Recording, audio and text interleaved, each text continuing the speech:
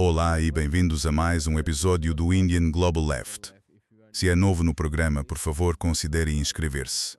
Considere também tornar-se membro no YouTube, apoiar no Patreon ou doar um pequeno valor pelo link na descrição. Sem mais demora, recebo nosso convidado desta noite, Larry Johnson. Larry é ex-analista da Agência Central de Inteligência e comentarista geopolítico. Larry, bem-vindo de volta ao Indian Global Left. Sim, deixe a European Union elogiá-lo pelo seu figurino. Você parece o Don Johnson em Miami Vice. Obrigado. Há muitas notícias de última hora sobre assassinatos do Dr. Ali Lariani, chefe do Conselho Supremo de Segurança Nacional, do comandante base de Golan Hassan Hussein Soleimani, e agora a notícia recente é o assassinato de Ismail Khatib, o ministro da inteligência do Irã. Também estamos vendo ataques aos campos de gás do Irã. Mas antes de entrarmos em detalhes, pode nos dar uma visão geral de como a guerra se desenvolveu nos últimos dias. Como são interlições nas notícias nesse tazem? Israel e os Estados Unidos fizeram uma grande aposta de que poderiam realizar um ataque de decapitação. Bastaria matar alguns líderes de alto escalão e que o povo iraniano se levantaria e derrubaria o regime islâmico. Isso mostrou-se completamente errado. Isto é uma grave falha de inteligência por parte de Israel e dos Estados Unidos. Eles supostamente sabiam e ou ignoraram os avisos, ou nunca os contemplaram. Primeiro, que o Irã tem um arsenal muito maior de mísseis balísticos, cidades de mísseis subterrâneas, fábricas subterrâneas que os fabricam e silos de lançamento subterrâneos que não são facilmente detectáveis. Além disso, o Irã fechou o Estreito de Hormuz ao tráfego comercial normal. Eles basicamente colocaram o mundo sob enorme pressão e, com isso, criaram uma grande ameaça às economias da Índia, Japão, Coreia do Sul, Filipinas, Vietnã e Camboja. Mas não só ali, também para a Europa e, indiretamente, para os Estados Unidos. Quanto à China, embora muitos analistas digam que isso prejudica muito a China, a European Union acha que a China está bastante isolada disso. Mas quem realmente está se beneficiando é a Rússia. O bloqueio do Estreito de Hormuz retirou imediatamente do mercado cerca de 20% do suprimento mundial de petróleo. Estamos agora no dia 19 e em cerca de 3 horas entraremos no dia 20. Ninguém esperava que isso durasse 3 semanas, em primeiro lugar. Mas não foi só o petróleo. Era o gás natural liquefeito que vem do Catar, que representa cerca de 25%. Isso afeta o abastecimento global e está atingindo fortemente os países da Ásia, especialmente o leste asiático. E o terceiro ponto, a European Union não fazia ideia até começar a pesquisar, é que 35%, mais de um terço, do fertilizante mundial vem do Golfo Pérsico. Isso é uma bomba relógio. Porque a falta de fertilizante agora, na época do plantio, significa que muitas dessas plantações não vão crescer ou não serão adequadamente nutridas. E quando chegar a colheita, daqui a 3 ou 6 meses haverá uma escassez de alimentos global. O Ocidente não previu isso. Suas esperanças de uma guerra curta com o Irã evaporaram. E este último passo de Israel atacando os grandes campos de petróleo no Irã significa que o Irã agora pode desativar ou destruir os campos de petróleo da Arábia Saudita, do Kuwait, do Bahrein, do Catar e os que os Emirados Árabes Unidos tenham. Portanto, a esperança de que isso seria apenas uma perturbação econômica de curta duração acabou. Acredito que isto vai se transformar em um desastre econômico global. Esse achamente-se estática amargo global, conhecido do Qatar Pantakov, são precisidade desadequatricho do chão, são precilistize, casamento teio, Duração precedora econômica de curta duração acabou. Queria perguntar sobre o uso da expressão falha de inteligência. Dado que o New York Times divulgou um relatório nacional de inteligência dos Estados Unidos, que aparentemente compilou relatos de 18 unidades de inteligência, o qual dizia que atacar o Irã, mesmo um ataque de decapitação ao Supremo Líder, ao antigo Supremo Líder agora, não causaria, entre aspas, mudança de regime, e ainda assim isso aconteceu.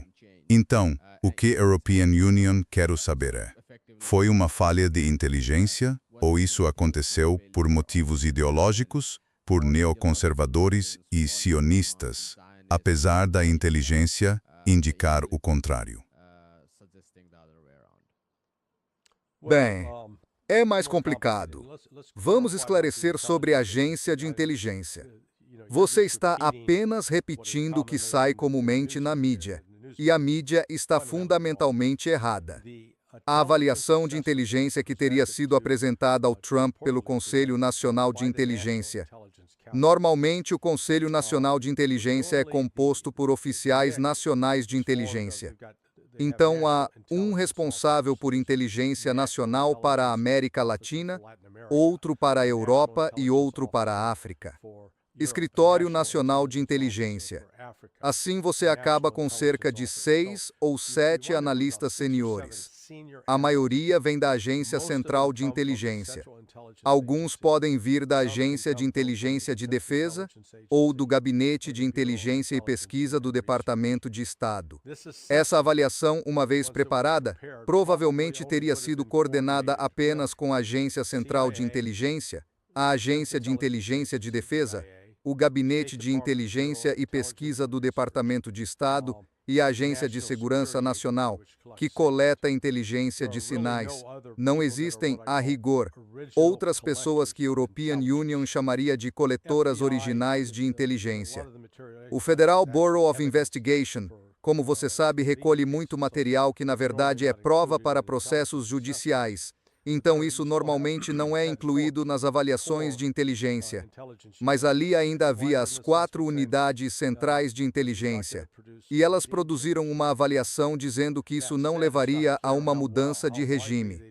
Dito isso, não está claro quão bem, nem quão amplamente, fizeram isso ou se previram com precisão as consequências de fechar o Estreito de Hormuz e da capacidade balística do Irã. Parece que eles minimizaram significativamente do que o Irã é capaz. Sempre defendi que a comunidade de inteligência realmente não tem ideia de quantos mísseis o Irã possui, porque eles estão no subsolo. E, a menos que você encontre alguém realmente envolvido nesse processo, alguém da produção que possa dizer quantos foram fabricados, não há como saber, pois eles também constroem os mísseis no subsolo. Então acho que essa falha vem do cálculo de que eles seriam capazes de atingir o Irã e eliminar sua capacidade ofensiva. Além disso, sei por conversas com amigos nas Forças Armadas que participaram dessa operação, que eles acreditavam que seus sistemas de defesa antiaérea, os sistemas de defesa antiaérea dos Estados Unidos, impediriam quaisquer ataques significativos do Irã. Isso claramente se provou falso. Temos ouvido falar de descontentamento dentro da administração de Donald Trump em relação a esta guerra. A notícia mais recente é a renúncia do chefe do Centro Nacional Antiterrorismo dos Estados Unidos, Joe Kent. Qual a sua impressão de quão grande? Isso é preocupante, cara. Quantas pessoas existem que não são puxa-sacos e bajuladores de Donald Trump e têm coragem de falar? Bem, além das qualificações de Kent por sua carreira militar anterior e trabalho com a Central Intelligence Agency, ele era um operador. Ele não era um analista, mas sabia da importância da inteligência e, na sua posição, ele era a pessoa de mais alto nível em todo o governo dos Estados Unidos a saber o que a inteligência dizia sobre as ameaças iranianas. Então, quando ele renunciou, dizendo claramente que não havia uma ameaça iminente, ele estava dizendo a verdade e expondo as mentiras. Infelizmente, Tulsi Gabbard se desonrou, porque publicou depois uma nota basicamente tentando defender Donald Trump, dizendo que, em última instância, Donald Trump é quem determina se há ou não uma ameaça iminente. Não, não é assim que funciona. O presidente pode ter, sim, sua própria opinião, mas a inteligência é o que a inteligência é. E, quando você analisa a inteligência e percebe que o Irã não representa e nunca representou uma ameaça aos Estados Unidos, o Irã nunca realizou um ataque terrorista dentro dos Estados Unidos nos últimos 47 anos. Portanto, esse primeiro ponto é uma mentira. Em segundo lugar, a mentira de que o Irã é o principal patrocinador do terrorismo. Uma mentira. Uma falsidade completa. Então, a ideia de que o Irã estava se preparando para fazer algo contra os Estados Unidos, quando os fatos mostravam que o Irã estava em negociações e que foram os Estados Unidos e Israel que lançaram uma guerra de agressão, e European Union, uso esse termo especificamente porque foi a acusação principal apresentada contra os nazistas nos julgamentos de Nuremberg. Eles iniciaram uma guerra de agressão. Na minha visão, Donald Trump fez o mesmo que Adolfo Hitler. Não faço essa comparação levianamente, mas é o tipo de coisa que, se Donald Trump puder ser preso e julgado por isso, ele deveria ser. Ele é contra a humanidade. E não é só Donald Trump. É toda a coterie de pessoas ao redor dele. Sim, Larry, queria que você falasse um pouco sobre as forças e fraquezas do Irã na guerra, já que a mídia convencional tem mostrado um quadro como se o Irã estivesse desmoronando militarmente, agora que isso não aconteceu politicamente. Dizem que eles estão ficando sem mísseis, como você disse. Nem a inteligência tem como descobrir isso, porque a maior parte está enterrada no subsolo. Diga aos nossos espectadores, ou a mim, você tem alguma noção de quantos mísseis eles têm? Temos lido números totalmente inventados como 3.000, 5.000, quero dizer, sem referência, nada além de números tirados do nada ou sei lá o quê. Qual é a força do sistema de mísseis iraniano e do sistema de drones? Você digestem de que ser mainsai tain dar isdiparu nar sem sim. Missing moshipa tain isatamu torsa tandicou mombiaui. Bom, primeiro, o sistema de drones é bastante forte. E, como você sabe, eles não serão derrotados nesse aspecto. No fronte dos mísseis, como você sabe, tudo o que posso fazer é especular. Mas, se for para apostar, se European Union estivesse num cassino e tivesse que apostar, European Union diria que o Irã tem um estoque de mísseis superior a 10.000. E então eles os estão disparando agora a uma taxa de cerca de 150 por dia. Certo, em 10 dias eles lançariam 1.500. Em 30 dias, 4.500. Então, se estivessem disparando esses mísseis balísticos nesse ritmo, poderiam tê-los esgotado até, digamos, o começo de maio. Meados de maio. Podem ter, mas também podem ter mais. E, ao mesmo tempo, eles não estão parados. Eles têm instalações de produção subterrâneas e continuam a produzi-los. Portanto, o Irã pode muito bem ter um estoque bem maior do que sabemos. O que sabemos é que eles praticamente destruíram a presença militar dos Estados Unidos no Golfo Pérsico. Tornaram a base e as instalações navais no Bahrein basicamente inoperantes. A base aérea Prince Sultan, pelo que entendi, está tendo tropas retiradas porque o sistema de defesa aérea foi esgotado. Os Estados Unidos não têm mais defesa aérea. E isso traz outro aspecto que muitos não estão reconhecendo. Israel e os Estados Unidos têm quantidades muito limitadas de mísseis de defesa aérea. Na verdade, a European Union fez as contas e em certas áreas do campo de batalha, os Estados Unidos já estão esgotados. A quantidade total poderia ser, em termos de mísseis de intercepção para o sistema Patriot e dos mísseis do sistema de defesa terminal de alta altitude, tudo poderia estar completamente esgotado já na próxima semana. Desculpe. O Irã, por outro lado, não tem um bom sistema de defesa aérea para interceptar Tomahawk, mísseis de cruzeiro de longo alcance e essas bombas planadoras lançadas de fora do território iraniano. Mesmo que o Ocidente afirme ter suprimido o sistema de defesa aérea do Irã, ainda não vemos muita evidência de que os Estados Unidos ou Israel estejam regularmente sobrevoando o território iraniano. Eles ficam afastados e lançam esses mísseis a partir da distância. Ele tem alcance. Pode chegar a 500 milhas. Isso me diz que ainda existe algum sistema de defesa aérea efetivo que pode abater aeronaves. Pode não conseguir interceptar um míssil balístico ou um míssil de cruzeiro, mas certamente pode derrubar um avião. Portanto, o Irã ainda tem capacidades consideráveis. Resumindo, os Estados Unidos não têm força militar para obrigar o Irã a se render no curto prazo. Acho que o Irã conseguirá sustentar esta guerra facilmente por pelo menos 6 meses. E não acredito que o Ocidente consiga sustentar e lá por 6 meses por causa dos custos econômicos. Donald Trump diz que quer aumentar o orçamento militar para $1,5 trilhão dos Estados Unidos. Isto acontece em um momento em que a dívida e o déficit têm crescido a um ritmo impressionante. A economia desacelerou e os detentores de títulos estão elevando o custo do empréstimo. Então, além do fato de que há repercussões políticas contra a guerra, quero dizer, as pesquisas mostram que esta é uma das guerras mais impopulares dos Estados Unidos. Desde o início. Estamos vendo enormes custos econômicos por causa disso. Sim, é mesmo a guerra mais impopular.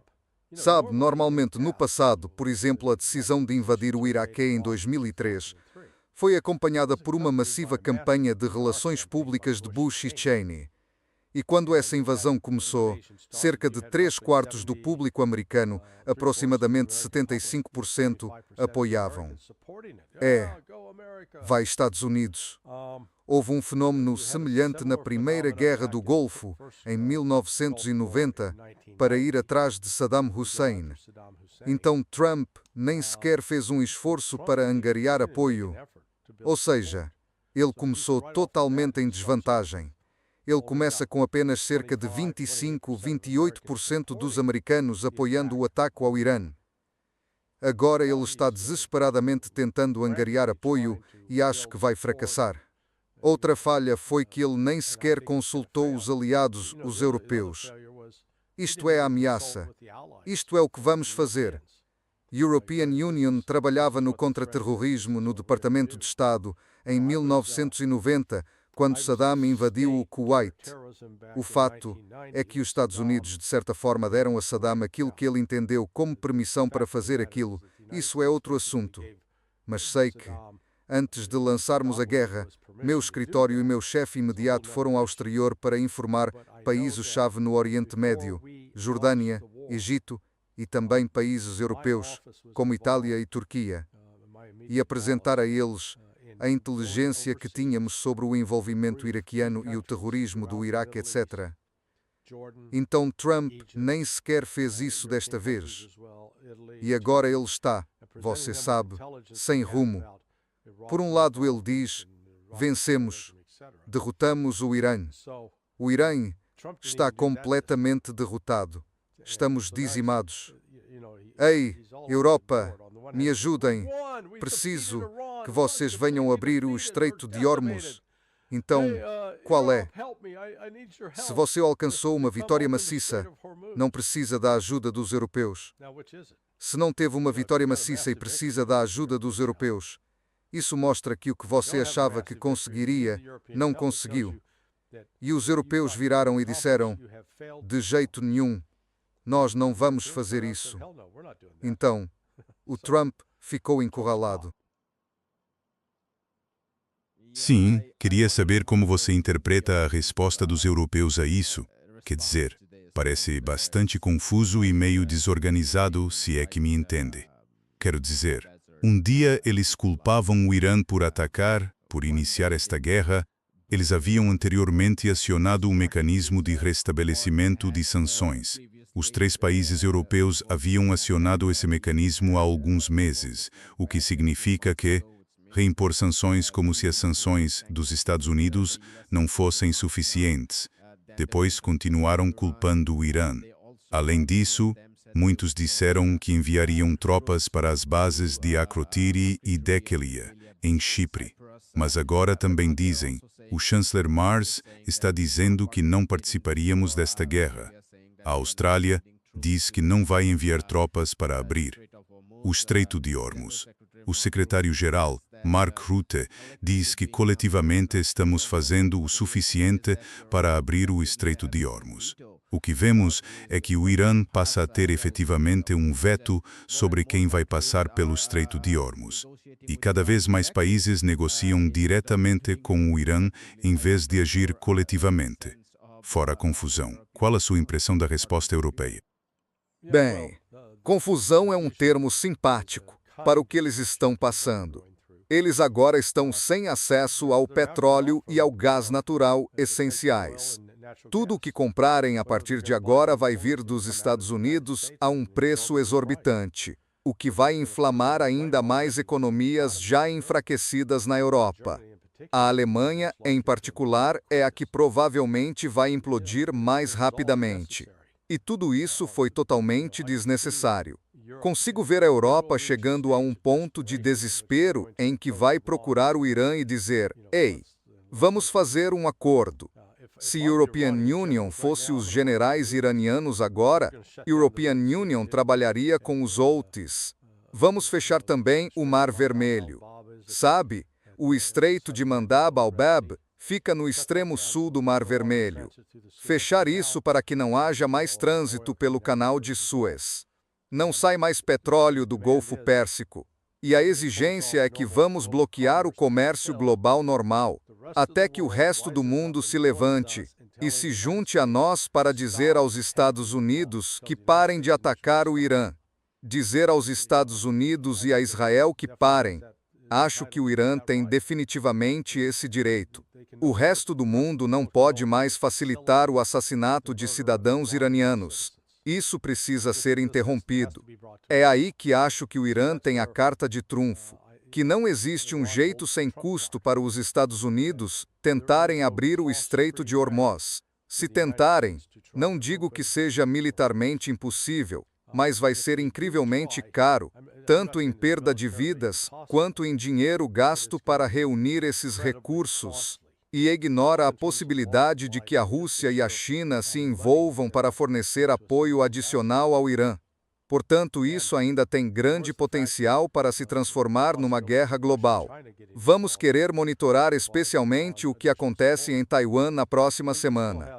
Porque Taiwan só tem, acho, mais uns 6 dias de gás natural liquefeito. E aí acaba. E o que vai fazer? Isso vai afetar muita produção que hoje ocorre em Taiwan.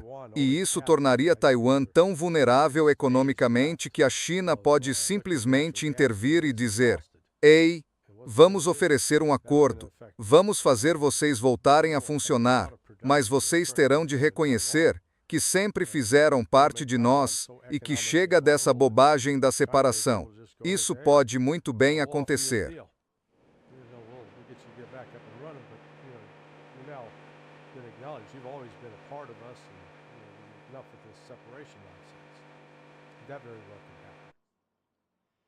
Isso também poderia abrir uma janela para comprar mais gás e petróleo russos, mas, no caso dos europeus, eles não fariam nenhum acordo com a Rússia.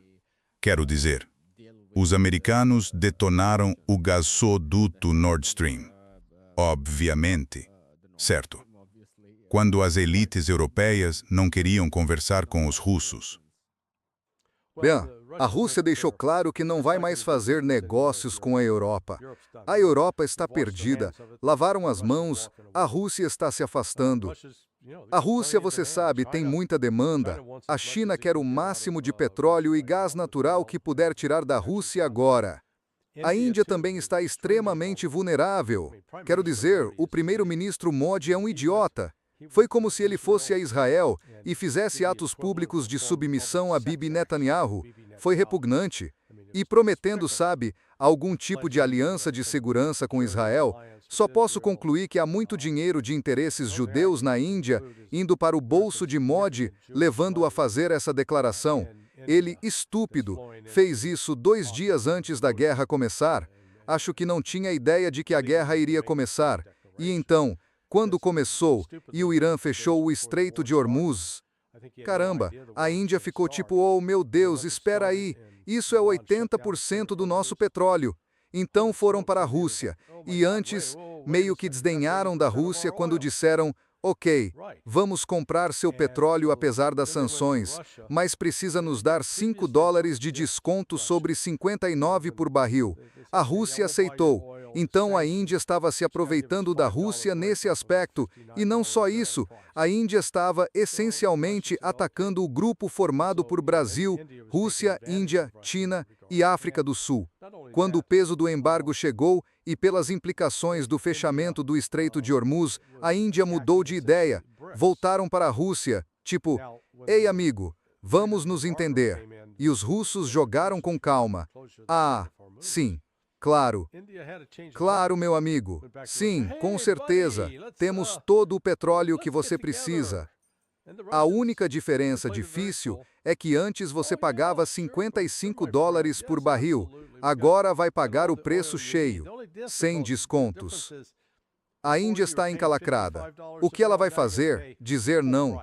Porque não tem outra fonte. Pelo que ouvi, não vi confirmação disso. European Union totalmente antecipei que o Irã poderia punir a Índia e dizer, vocês não vão tirar mais petróleo do Golfo Pérsico. Mas parece que o Irã fez justamente o contrário. Eles adotaram o caminho nobre e disseram, sim, como membro do grupo formado por Brasil, Rússia, Índia, China e África do Sul, claro que vamos garantir que seu petróleo saia do Golfo Pérsico.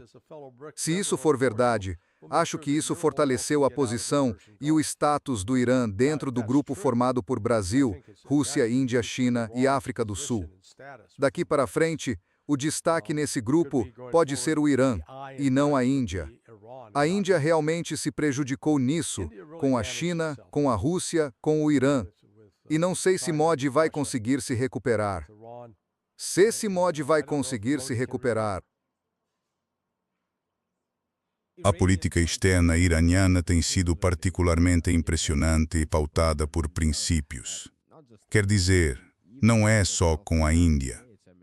Mesmo perante os Estados Árabes do Golfo, têm tentado agir com muita responsabilidade, até em relação aos ataques a bases que não são dos Estados Unidos, aos hotéis e tal. Claro que deram pelo menos uma justificativa. Disseram que havia pessoal dos Estados Unidos refugiado nesses prédios e por isso precisaram atacar. Em vez de, houve um ponto do presidente Pazevski que foi, obviamente, mal interpretado e citado fora de contexto e pediram desculpas por ter que causar problemas aos vizinhos porque não querem ser responsabilizados. Claro, foi tirado de contexto. Mas, no fim das contas, o Irã tem sido extremamente responsável. E não é surpreendente que o Irã pareça estar fazendo um acordo com a Índia. Apesar de Modi ter bajulado Netanyahu justamente na véspera da guerra. Voltando ao seu ponto sobre se ele sabia ou ele é extremamente ignorante. Porque a maioria sabia que a guerra ia acontecer. Aquelas negociações em Viena estavam agendadas. e as conversas em Genebra foram só fachada para preparar a guerra. Então, ou ele é muito ignorante, o que não acho, ou fez isso de propósito porque é refém do lobby israelense. E o mesmo vale para o Iris Dena, que foi afundado no Oceano Índico. Ou os americanos não avisaram Modi, o que seria mais um embaraço para ele, visto que a Índia decidiu fazer parte daquele grupo quadrilateral imperialista. Ou a Marinha Indiana é simplesmente incapaz de vigiar suas próprias águas. De qualquer forma, é muito embaraçoso para o Modi. Bem, vou virar a mesa e te fazer uma pergunta. Como você explica o comportamento de Modi em relação a Israel? Do ponto de vista indiano, o que motivava isso? European Union diria que o principal é a islamofobia. A grande ascensão do Modi se baseou em galvanizar a população hindu, por assim dizer, porque, como você sabe, o hinduísmo é dividido em várias castas. Então, para uni-los na hora do voto, não por outras razões, mas para uni-los é meio que supremacia branca. Você tem que criar um outro para unir o resto. Então o muçulmano foi colocado como esse outro para que pudessem galvanizar diferentes castas hindus. E a grande teoria é que Israel está cercado por milhões de muçulmanos e a Índia estaria na mesma situação, pelo menos externamente. Quer dizer, essa é a teoria supremacista hindu. Ou seja, nacionalmente, os hindus são maioria, mas internacionalmente são minoria, assim como os israelenses. Isso é parte da plataforma supremacista hindu, e a visita dele a Israel foi uma forma de agradar o público doméstico. Aliás, há algumas pesquisas, não muito precisas, porque o espaço amostral, mas que tendem a favorecer a extrema-direita hindu. Mas elas dizem que cerca de 28% da população apoia Israel no conflito Israel-Irã, enquanto uns 21 a 22% apoiam o Irã. Mesmo numa amostra tendenciosa a favor de Israel, por serem mais próximas do governo, a divisão não é tão unilateral. Mas se você considerar a oposição, que é enorme na Índia, temos um sistema de maioria simples, em que com 31% dos votos, você forma o governo. Isso significa que a oposição soma 70%. O apoio ao Irã é enorme. Então, essa é a parte política da questão. Para encerrar, European Union diria que há razões de segurança e militares. A Índia tem o problema da Caxemira. A Índia ocupa partes da Caxemira. Não tem popularidade entre a população da Caxemira. E a abordagem recente do governo de extrema-direita parece ter sido inspirada no modelo israelense na Cisjordânia ocupada. Qualquer movimento de libertação nacional e qualquer discurso sobre liberdade tendem a ser classificados basicamente como terrorismo. E assim o modelo, eficaz ou não, é o a ser copiado de Israel, porque os ideólogos dizem: veja, Israel resolveu o problema de Gaza. Israel resolveu o problema da Cisjordânia ocupada. Então, esse é o modelo que precisamos adotar. Claro que isso é totalmente falso, ineficaz e profundamente injusto. Mas é esse o modelo que eles têm. E são esses, e European Union, acho, os dois pilares que explicam por que Modi age assim. Não vejo nenhuma outra razão material para ele agir assim. Quero dizer, temos muito mais trabalhadores indianos nos países do Golfo. Também importamos muito petróleo da região árabe. E a proximidade com Israel não é bem recebida por parte de sua população. E outra coisa é o número de indianos trabalhando nos países do Golfo, especialmente nos Emirados Árabes Unidos. Mantém esses trabalhadores estrangeiros em condições de escravidão moderna. Os passaportes são confiscados, são alojados em condições de miséria e trabalham longas horas por muito pouco dinheiro. É uma forma moderna de escravidão que é tolerada. e imagino que entra dinheiro suficiente repatriado para a Índia, que, do ponto de vista do governo indiano, não há vontade de intervir para proteger os direitos desses cidadãos. Realmente é. Só para acrescentar, acho que é mais complicado. As condições da classe trabalhadora na Índia já são tão ruins, e European Union, já visitei o Golfo, visitei extensivamente os Emirados Árabes Unidos. E não acho justo dizer que as condições de trabalho nos Emirados Árabes Unidos e outros países do Golfo são piores do que na Índia. Quer dizer, dá para discutir as razões políticas. Dá para discutir a questão da cidadania, certo? Você não tem direito a votar lá. E sim, o visto é vinculado ao emprego e por aí vai. Por pequenos delitos, você pode ser repatriado. Quer dizer, sim, nas questões políticas, isso é discutível. Dá para sustentar esse argumento.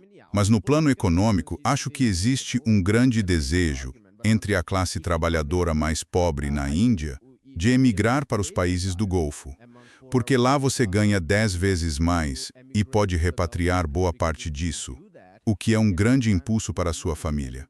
Na prática, você sobe na escala social por causa do dinheiro repatriado.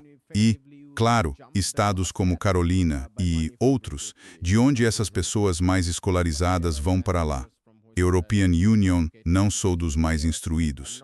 Os mais instruídos vão para o Ocidente, mas entre a classe trabalhadora, eles repatriam muito dinheiro, e isso é útil para o governo porque é tributado. Agora, outro elemento que entra nisso é, novamente, que tudo se resume a uma diferença religiosa. Os xiitas têm uma abordagem totalmente diferente ao lidar com as pessoas do que os sunitas.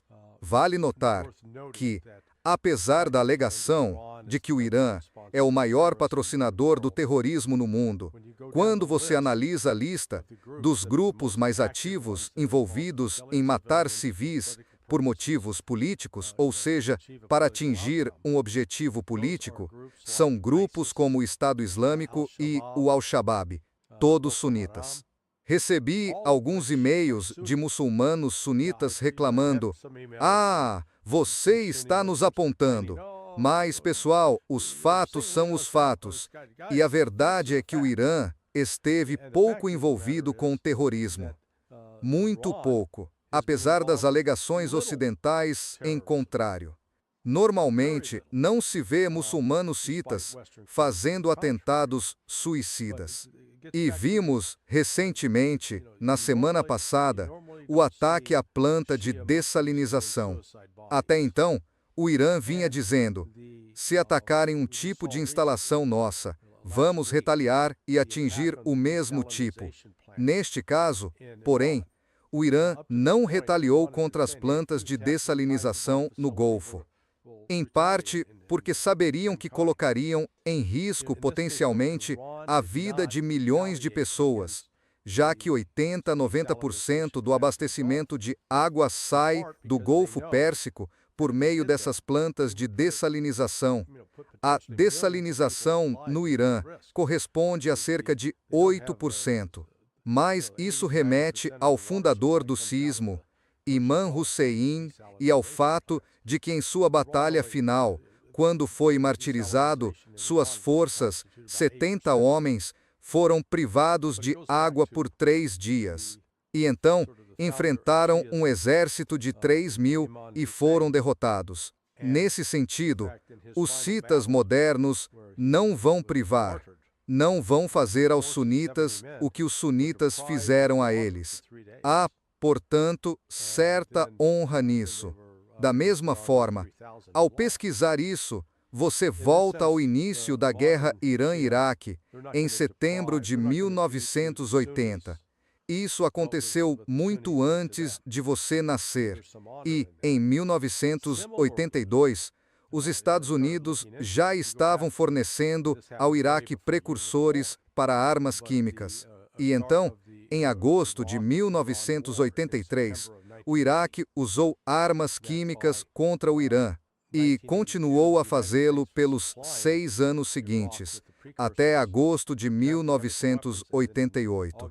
Durante esse período, houve pelo menos 20 ataques com armas químicas. Durante todo esse tempo, o Irã nunca disse: ok, vamos revidar na mesma moeda. Vocês nos atingiram com químicos, vamos retribuir com químicos. O Irã não fez isso. Eles nunca usaram armas químicas. O que estou destacando aqui é que, mesmo em condições extremas, os citas iranianos demonstraram um compromisso de princípio com sua crença religiosa. Não contente demais assim sem Quero dizer, seria fácil dizer: estamos sendo atacados, isto é injusto, portanto vamos revidar. Não. Eles se recusaram a fazer isso, o que também explica por que se recusaram a construir uma arma nuclear. E assim os citas, do ponto de vista moral, demonstraram uma superioridade moral em relação ao Ocidente e a Israel, que se desonraram em seus ataques ao Irã. Isso é super importante, dado que a grande mídia, The New York Times, The Washington Post e outros, completamente apagaram esse fato. Porque, se você olhar a recente cobertura, Boko Haram, Estado Islâmico, Al-Qaeda, eles desapareceram. Foram cortados das reportagens. Essa história foi apagada e reescrita. Governo reformista, na Síria, tudo isso falando da Al-Nusra e tal. É assim que se chama reformista? Esse é um novo eufemismo? Sim, é isso que eles estão fazendo. Então toda aquela história da Al-Nusra, da Al-Qaeda e do Estado Islâmico foi simplesmente... E você saberia disso melhor, já que é o seu campo de pesquisa, terrorismo e contra-terrorismo e como essas narrativas crescem. Mas acho espantoso que isso simplesmente desapareceu. E agora o que tomou o lugar disso foi o Hezbollah, os Houthis e, você sabe, a Hamas. A Hamas. E as conversas vagas sobre a resistência no Iraque. Quero dizer, claro que eles não usam a palavra resistência, mas falam sobre os engenhos explosivos improvisados durante a ocupação. Tudo o que tento dizer é que eles não falam da história do Hezbollah, que nasceu como uma resistência durante a invasão de 1982 até os anos 2000, e podemos percorrer a história do Iraque, sua ocupação e a resistência, que nasceu no Iraque, aliás, não no Irã.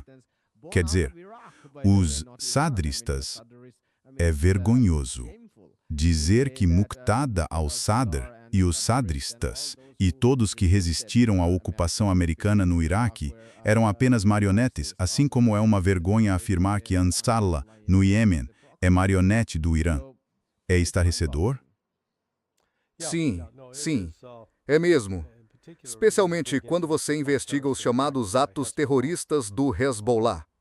Por exemplo, acusam canos do ataque ao quartel dos fuzileiros navais em outubro de 1983, que matou 241 fuzileiros. Alistair Crook, que é um verdadeiro especialista nessa área, diz que, não, aquilo foi obra do Amal, não foi o Hezbollah. E o Amal era um grupo de citas libaneses, mas eles se organizaram em 1972. Ou seja, 7 anos antes da ascensão, da criação da República Islâmica do Irã. Portanto, não é exatamente que o Irã os criou como marionetes, de maneira alguma. Vale também notar que muitos dos chamados ataques terroristas atribuídos ao Hezbollah foram contra alvos militares ou prédios governamentais. Eles não atacavam restaurantes nem aviões comerciais. Algumas dessas coisas podem ter ocorrido em seus primeiros anos, mas desde o final dos anos 90 e ao longo dos anos 2000, nos últimos 26 anos, eles têm se concentrado principalmente em atacar alvos militares israelenses.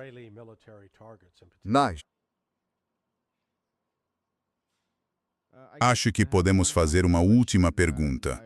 E queria saber sua resposta a algo que discute com o Coronel Wilkerson.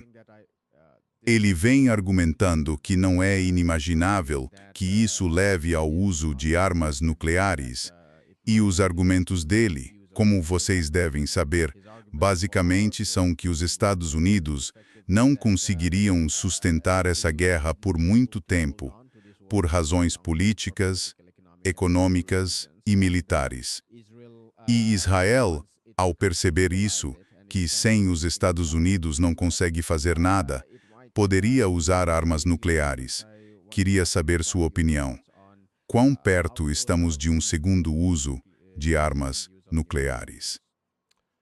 Bem, European Union não posso descartar, Slu.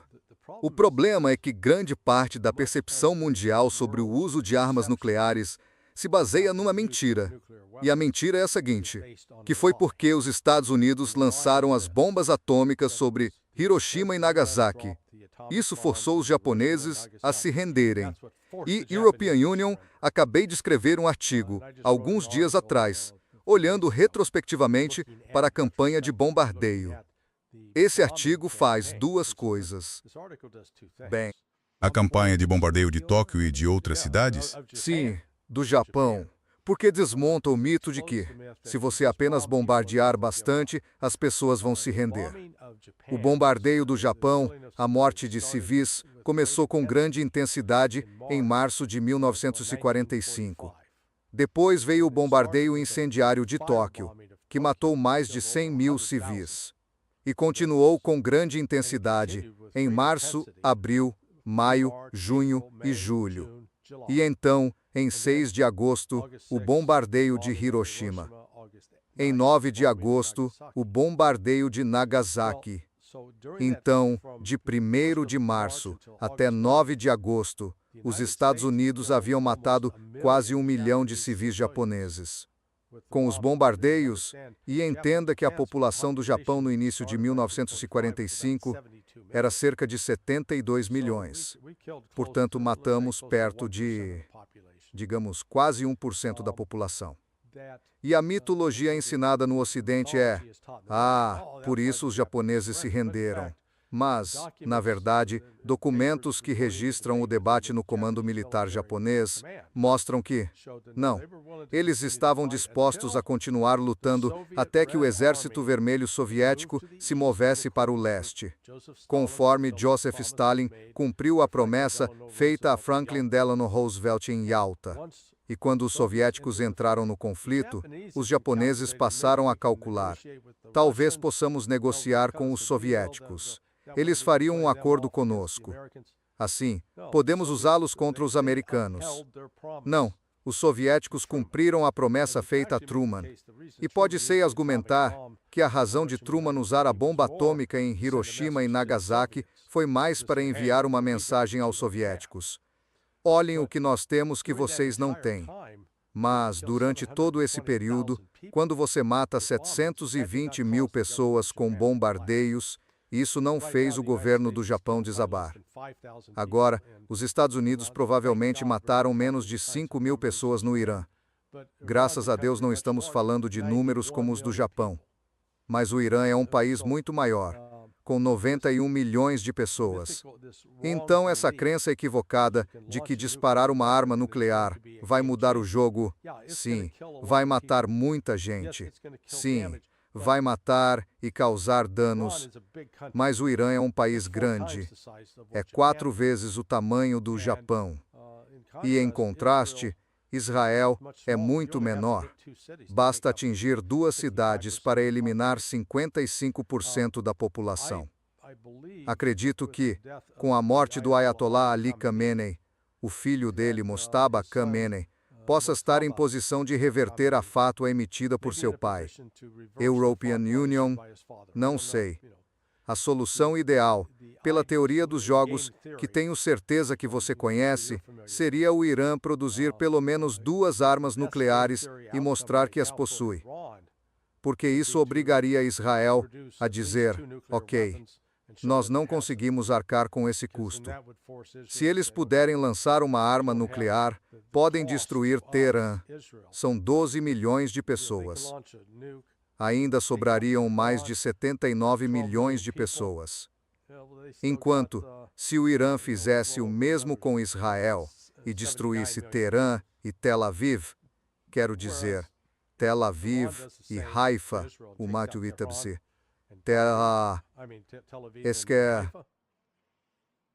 Teriam perdido 55% da população e duas cidades industriais-chave em Israel. Aí, nesse ponto, Israel teria de pedir a paz. European Union, sabe, espero que não chegue a esse ponto, mas não se pode descartar, porque as pessoas que tomam essas decisões nem sempre agem racionalmente. Muito do que estão fazendo é movido pela emoção do lado ocidental. European Union diria que os iranianos estão agindo de forma muito mais ponderada, inteligente e racional. Vamos deixar por isso, Larry. Mais uma vez, muito obrigado pelo seu tempo. Foi bom conversar depois de algum tempo. Certo. Bem, desejo a você e a sua família o melhor. Sei que estão lidando com problemas de saúde, então meus pensamentos estão com eles.